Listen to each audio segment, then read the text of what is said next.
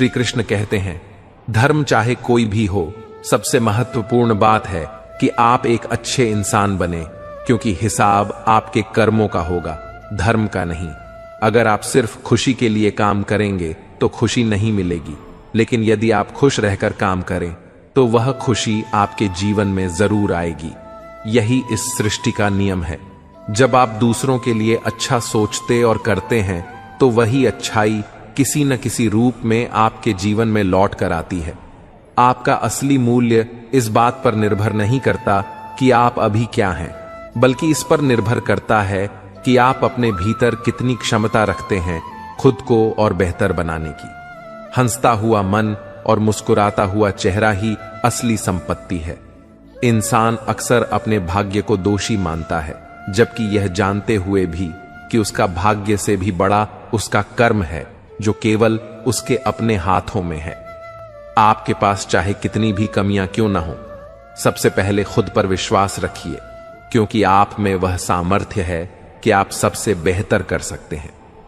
परमात्मा आपको इंतजार इसलिए करवा रहा है क्योंकि जब सही समय आएगा तब वह आपको इतना कुछ देगा कि आप उसे संभाल भी नहीं पाएंगे। भगवान श्री कृष्ण कहते हैं कि जैसे अंधेरे में दीपक की रोशनी चमकती है, वैसे ही सत्य की ज्योति हमेशा जगमगाती है। इसीलिए मनुष्य को सदैव सत्य के मार्ग पर चलना चाहिए, चाहे रास्ता कितना भी कठिन हो। क्रोध मनुष्य को नरक की ओर ले जाने वाला मार्ग है। जब आप क्रोधित होते हैं तो आपका मन अशांत हो जाता है और इस आवेश में आप कई बार अपना ही नुकसान कर लेते हैं। इसलिए श्री कृष्ण कहते हैं कि चाहे कितना भी गुस्सा क्यों ना आए, मनुष्य को क्रोध से बचना चाहिए और स्वयं को शांत रखने का प्रयास करना चाहिए। दूसरों का भला करने वाले व्यक्ति को जीवन में कई बार कठिनाइयों का सामना करना पड़ता है, यह सत्य है। जैसे फलदार वृक्ष को भी पत्थरों की मार सहनी पड़ती है। छल और कपट से कमाया धन केवल दुख देता है, जबकि सत्य से कमाया धन जीवन को सच्ची खुशी और शांति देता है। चुप्पी से बड़ा कोई उत्तर नहीं होता और माफी से बड़ी कोई सजा नहीं होती। जब मेहनत करने के बाद भी सपने पूरे न हो तो अपने सिद्धांत बदलने की बजाय रास्ता बदले। पेड़ हमेशा पत्ते बदलता है, लेकिन उसकी जड़ें वही रहती हैं। अगर किसी की संगति से आपके विचार शुद्ध होने लगे तो समझ लें कि वह व्यक्ति साधारण नहीं है। कठिन समय ही आपको आपकी असली ताकत का एहसास दिलाता है। जिसने कभी कठिनाई का सामना नहीं किया, उसे अपनी क्षमता का भी ज्ञान नहीं होगा। जो लोग दूसरों के दुख और तकलीफों को समझते हैं, जिनके दिल में दया और सहानुभूति होती है, उन्हें जीवन में दोबारा जन्म नहीं लेना पड़ता। यदि आप किसी को कुछ दे रहे हैं तो उस पर घमंड ना करें। क्या पता आप किसी को देने का एहसान नहीं कर रहे, बल्कि अपने पिछले जन्म का कर्ज चुका रहे हैं। उम्मीद हमें भगवान से ही रखनी चाहिए, दुनिया से नहीं। जब मैंने कहा कि मैं गलती कर बैठा हूं, भगवान ने कहा कि मैं तुम्हें क्षमा कर दूंगा। जब मैंने कहा कि मैं परेशान हूं, भगवान ने कहा कि मैं तुम्हें संभाल लूंगा। जब मैंने कहा कि मैं अकेला हूं, भगवान ने कहा कि मैं हमेशा तुम्हारे साथ हूं। और जब मैंने कहा कि मैं उदास हूं, भगवान ने कहा कि बस अपनी नजरें उठाओ, मैं हर वक्त तुम्हारे आसपास हूं। किसी का सरल स्वभाव उसकी कमजोरी नहीं होती, बल्कि यह पानी जैसा होता है जो बड़ी से बड़ी चट्टान को भी काट सकता है। मुझे हां में हां मिलाने की आदत नहीं है और इसी वजह से मैं लोगों को झर लगता हूं। जब आप किसी पर बिना शक पूरी तरह भरोसा करते हैं तो आखिर में आपको दो में से एक परिणाम मिलता है, या तो पूरी जिंदगी के लिए एक सही इंसान या जिंदगी भर के लिए सही सबक। जल्दी से बात मान जाने वाले लोग दिल के बहुत सच्चे होते हैं। आजकल रिश्तों को जोड़े रखने के लिए कभी अंधा, कभी बहरा, तो कभी गूंगा भी बनना पड़ता है। मुझसे नफरत तभी करना जब मेरे बारे में सब कुछ जान जाओगे, तब नहीं जब किसी और से सुना हो। ज्यादा देने वाला हमेशा ठगा गया है, फिर चाहे वह प्रेम हो, साथ हो या विश्वास। आत्मसम्मान को बेचकर बदले में कितनी ही संपत्ति मिले, आप कभी सुखी नहीं हो सकते। जब तक आप यह जानते हैं कि आप कौन हैं और आपको किस चीज में खुशी मिलती है, तब तक आपको फर्क ही नहीं पड़ेगा कि दूसरे आपके बारे में क्या सोचते हैं। मैं जितना लोगों को समझता गया, अकेलापन और भी अच्छा लगने लगा। अगर तुम्हारे घर आज आग लग जाए तो लोग सहानुभूति जताने आएंगे और कहेंगे बहुत बुरा हुआ, लेकिन अगर तुम्हारा घर बड़ा हो जाए तो कोई बधाई देने के लिए नहीं आएगा। जब आपके साथ कुछ अच्छा होता है तो कोई खास खुशी जाहिर नहीं करेगा, लेकिन जैसे ही आपके साथ कुछ बुरा होता है सब आकर वेदना प्रकट करेंगे। दुआ मांगने से किसका भला होता है? मिलता तो वही है जो हमने बोया होता है। तुम नीचे गिरकर देखो, कोई नहीं आएगा उठाने, मगर जरा उठकर तो देखो, सब आएंगे गिराने। अगर शराब की दुकान पर बैठकर दूध पियोगे तो तुम्हें शराबी का ही दर्जा मिलेगा, और अगर किसी मंदिर में बैठकर शराब भी पियोगे तो तुम्हें एक संत का दर्जा दिया जाएगा। इसलिए आप किसके साथ उठते बैठते हो यह बहुत मायने रखता है। पुराने समय की बात है। एक छोटे से गांव में एक मजदूर था जिसका नाम रामू था। वह मिट्टी खोदकर अपनी रोजी रोटी कमाता था। रामू हमेशा अपने काम में व्यस्त रहता, लेकिन उसे अपने छोटे से जीवन से संतोष था। एक दिन जब वह मिट्टी खोद रहा था, उसे अचानक जमीन में से एक चमकीला पत्थर मिला। वह पत्थर बेहद खूबसूरत था और उसकी चमक ने रामू का मन मोह लिया। उसने तुरंत वह पत्थर अपने गधे के गले में बांध दिया और अपने काम पर लौट पड़ा। रास्ते में उसे गांव के सेठ जी मिले जो अपनी किराने की दुकान चलाते थे। सेठ जी ने पूछा, यह चमकीला पत्थर तुम्हारे पास कैसे आया? रामू ने बताया कि यह उसे मिट्टी खोदते समय मिला। सेठ जी ने उस पत्थर की खूबसूरती को देखकर कहा, मुझे यह पत्थर बहुत पसंद आया, तुम मुझे यह कितने में दोगे? रामू ने सोचा कि वह गरीब है, इसलिए उसने कहा, आप मुझे 1 किलो गुड़ दे दें तो यह आपका हो जाएगा। सेठ जी ने वह गुड़ देकर पत्थर ले लिया और उसे अपनी दुकान में तराजू की डंडी पर बांध दिया। कुछ दिन बाद गांव में एक जौहरी आया। उसने सेठ जी के पास चमकीला पत्थर देखा और तुरंत पूछा, यह क्या है? सेठ जी ने कहा, यह एक चमकीला पत्थर है जिसे मैंने एक मजदूर से 1 किलो गुड़ देकर लिया था। जौहरी ने कहा, मुझे यह दे दो, मैं तुम्हें 100 रुपए दूंगा। सेठ जी ने मना किया और कहा कि वह इसे कम से कम 100 रुपए में बेचेगा। जौहरी कंजूस था। उसने 80 रुपए देने की कोशिश की, लेकिन सेठ जी नहीं माने। जौहरी ने गुस्से में वहां से चले जाने का फैसला किया, यह सोचते हुए कि वह अगले दिन फिर आएगा। उसी रात एक और जौहरी अपनी कार से गांव में आया, लेकिन उसकी कार खराब हो गई। उसने गांव में घूमते हुए सेठ जी की दुकान देखी और उसी चमकीले पत्थर को देखा। उसने सेठ जी से पूछा, यह पत्थर तुम कितने में बेचोगे? सेठ जी ने कहा, 100 रुपए, 1 पैसा कम नहीं। जौहरी ने तुरंत पैसे दिए और पत्थर लेकर चला गया। अगले दिन जब कंजूस जौहरी वापस आया तो उसने देखा कि पत्थर नहीं है। सेठ जी ने बताया कि वह किसी और को 100 रुपये में बेच दिया। जौहरी चौंका और गुस्से में बोला, तुम्हें पता है वह एक हीरा था। सेठ जी मुस्कुराए और बोले, अगर तुम्हें पता था कि वह हीरा था तो तुम उसे क्यों नहीं ले गए? तुमने 100 रुपये का सौदा करने का मौका खो दिया। अब तुम खुद को मूर्ख मानो।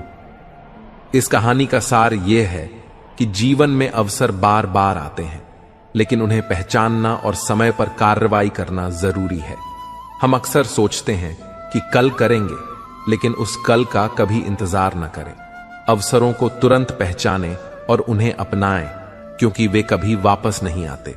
याद रखें, जो अवसर हाथ से निकल जाते हैं वे कभी लौट कर नहीं आते। इसलिए अपने कार्यों को शीघ्रता से करें और मेहनत के साथ अपने सपनों को पूरा करें। मित्रों, हमारे मन में हमेशा यह सवाल उठता रहता है कि हमारे जीवन का उद्देश्य क्या है। तो आपको यह समझना चाहिए कि आपके 2 सबसे महत्वपूर्ण दिन होते हैं। पहला दिन जिस दिन आपका जन्म हुआ, और दूसरा दिन जब आपको यह समझ में आता है कि आपका जन्म किस कारण से हुआ है। वह दिन हमारे जीवन का सबसे बेहतरीन दिन बन जाता है। समस्या का समाधान इस बात पर निर्भर करता है कि हमारा सलाहकार कौन है। यह बहुत महत्वपूर्ण है, क्योंकि दुर्योधन शकुनी से सलाह लेता था और अर्जुन श्री कृष्ण से। श्री कृष्ण कहते हैं, जिस समय कोई समस्या जन्म लेती है उसके साथ उसका समाधान भी जन्म लेता है।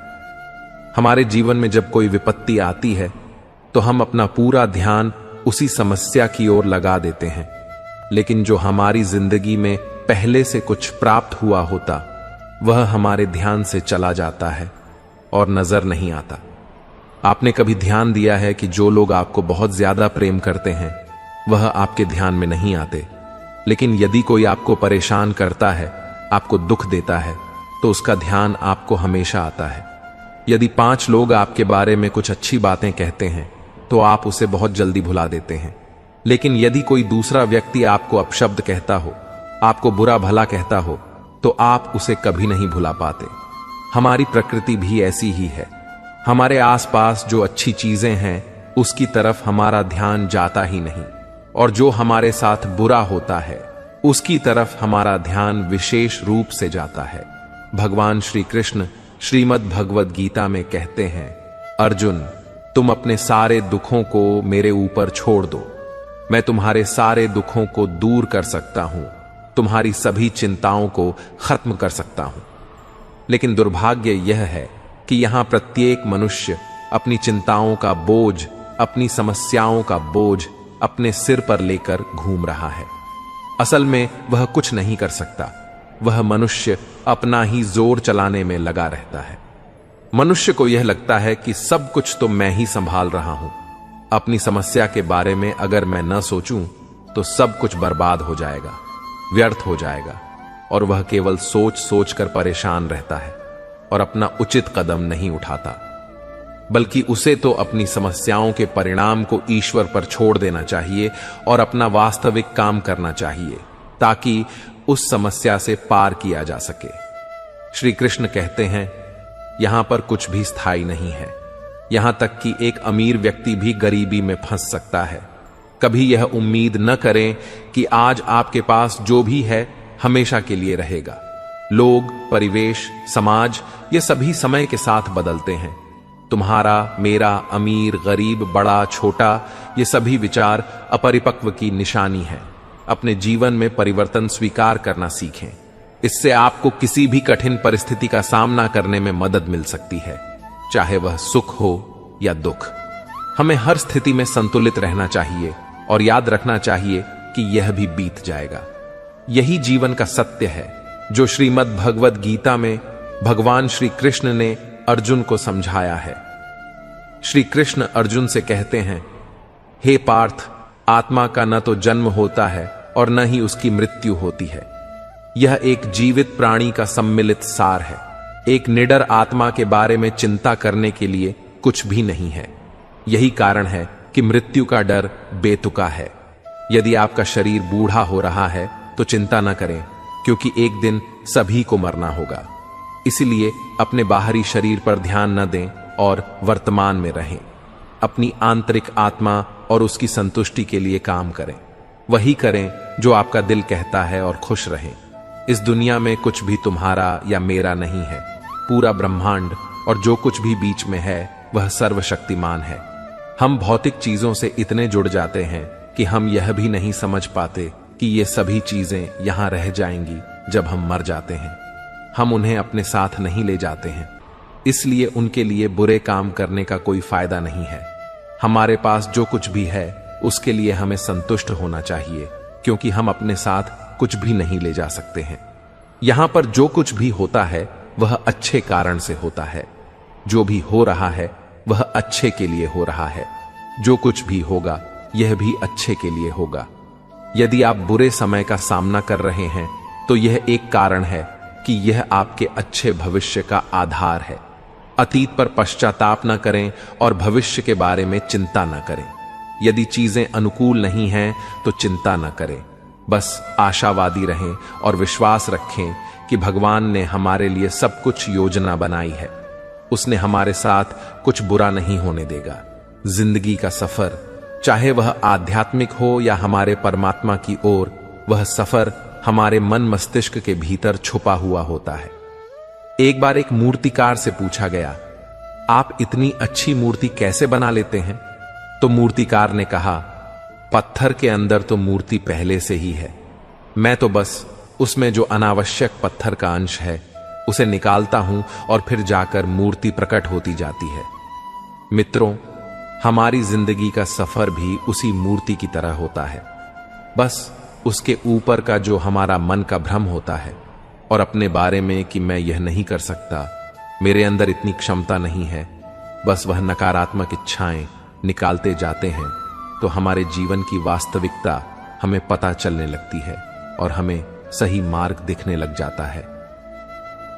भगवत गीता में भी कहा गया है कि हमारे जीवन में जब भी कोई ऐसी स्थिति आए, जब लोग आपसे कुछ ऐसा व्यवहार करें कि आपको बहुत दुख हो और आप गुस्से में दूसरे के दिल में अपने कठोर वचन से चोट पहुंचाएं, तो वास्तव में ऐसा करके आप अपने मन की भड़ास निकाल लेते हैं।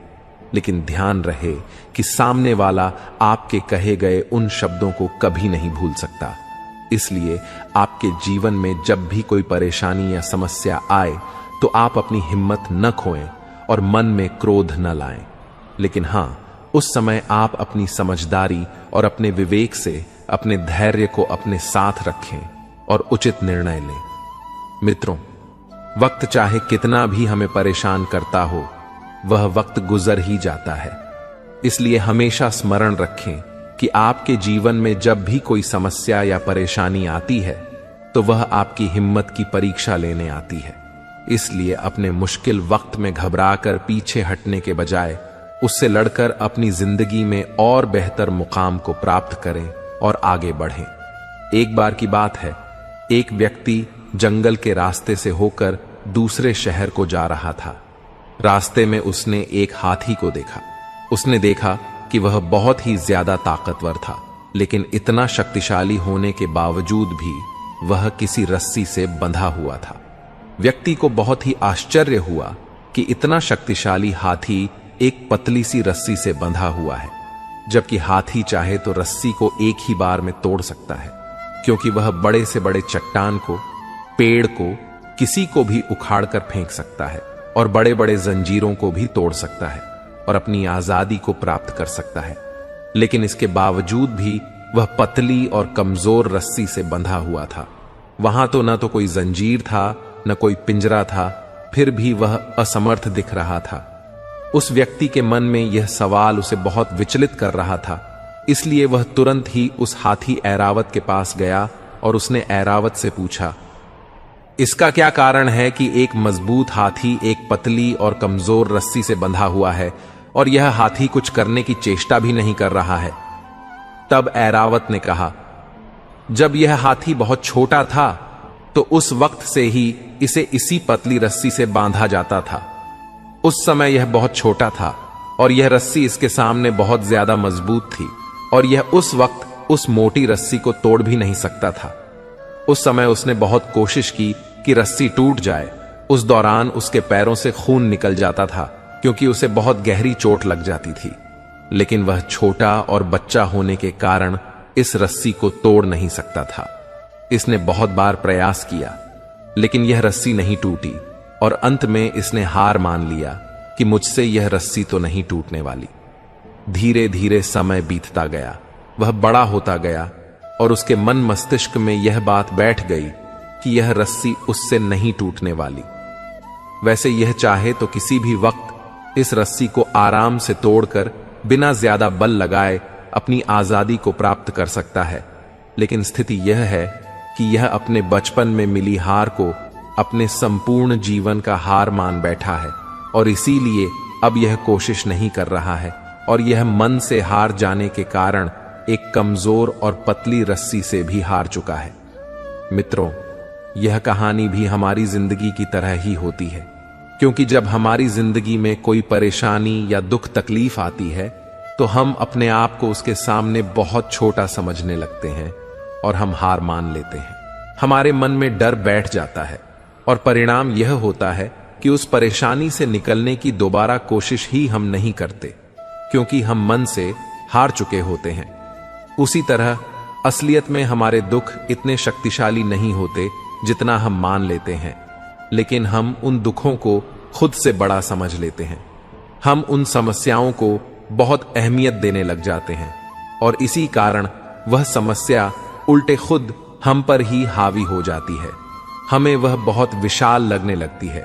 इसलिए जिंदगी में जब भी कोई दुख या परेशानी आए तो उसके आगे घुटने नहीं झुकाने चाहिए। हमें हार नहीं माननी चाहिए, क्योंकि वह व्यक्ति जो मन से हार जाता है वह अपने दुखों से भी हार जाता है और जीवन से भी हार जाता है। ईश्वर कहते हैं कि वह व्यक्ति जो अपने मन को नियंत्रित कर, मन को काबू कर अपने दुखों पर विजय प्राप्त कर लेता है, वह जिंदगी में जो चाहे पा सकता है। किसी भी समस्या से भागना समाधान नहीं है, बल्कि समस्या को समझना और किसी निष्कर्ष पर पहुंचना ही समाधान है। हर समस्या के 3 समाधान होते हैं: स्वीकार करो, बदल दो या फिर छोड़ दो। जैसे उबलते पानी में कभी परछाई नहीं दिखती, ठीक उसी प्रकार परेशान मन से समाधान भी नहीं देखे जाते। शांत होकर देखिए, सभी समस्याओं का हल मिल जाएगा। उनके होते हुए तू क्यों परेशान है? कान्हा के चरणों में तो हर समस्या का समाधान है। राधा राधा जपने से हो जाएगा, क्योंकि यही वह नाम है जिससे कृष्ण को प्यार है। अगर तुम श्री कृष्ण को अपना बना सकते हो तो जीवन के सारे दुख दर्द दूर हो जाएंगे और सुख की अनुभूति होगी। भगवान श्री कृष्ण कहते हैं, यदि मेरा भक्त मौन होकर सब कुछ सुन रहा है तो स्मरण रखिए, उसके मौन और विश्वास का उत्तर मैं स्वयं देता हूं। मां का हाथ और श्री कृष्ण का साथ है तो फिर दुख में भी सुख का एहसास है। मौन सबसे अच्छा उत्तर है किसी ऐसे व्यक्ति के लिए जो आपके शब्दों को महत्व ही नहीं देता। अपनी पीड़ा के लिए संसार को दोष मत दो, अपने मन को समझाओ। तुम्हारे मन का परिवर्तन ही तुम्हारे दुखों का अंत है। दृष्टि से अधिक आवश्यक प्रेम और आदर भरा दृष्टिकोण है, क्योंकि वही आपको प्रेम और सम्मान दिलाएगा। राधा ने श्री कृष्ण से पूछा, प्यार का असली मतलब क्या होता है? श्री कृष्ण ने हंसकर कहा, जहां मतलब होता है वहां प्यार ही कहां होता है। ईश्वर पर भरोसा इतना रखो कि जब आपकी इच्छा से काम ना हो तो समझ लीजिए यह उनकी इच्छा है, और जब आपकी इच्छा से काम हो तो समझ लीजिए यह उनकी कृपा है। कभी जीवन में हारा हुआ महसूस करो और कोई मार्ग न दिखे तो भगवद गीता की शरण अवश्य लेना। किसी को इतना भी दुख न दें कि वह ईश्वर के सामने आपका नाम लेते हुए रोने लगे। यह कम चक्र है। यहां हर एक प्राणी को प्रत्येक क्षण अपना कर्म करना ही होता है। भगवान श्री कृष्ण ने गीता में बताया है कि क्रोध से मनुष्य को भ्रम पैदा होता है और भ्रम में वह अपनी बुद्धि का विनाश कर बैठता है। क्रोध में जब मनुष्य की बुद्धि काम नहीं करती है तब मनुष्य की तर्क वितर्क करने की क्षमता नष्ट हो जाती है और व्यक्ति का वही नाश हो जाता है। इसी तरह हर एक व्यक्ति को अपने गुस्से पर काबू करना सीखना चाहिए। मनुष्य गुस्से में कई बार ऐसा काम कर देता है जिससे उसे बाद में जाकर हानि का सामना करना पड़ता है। अगर मनुष्य अपने क्रोध पर काबू नहीं कर पाता तो वह कोई गलत कदम उठा बैठता है।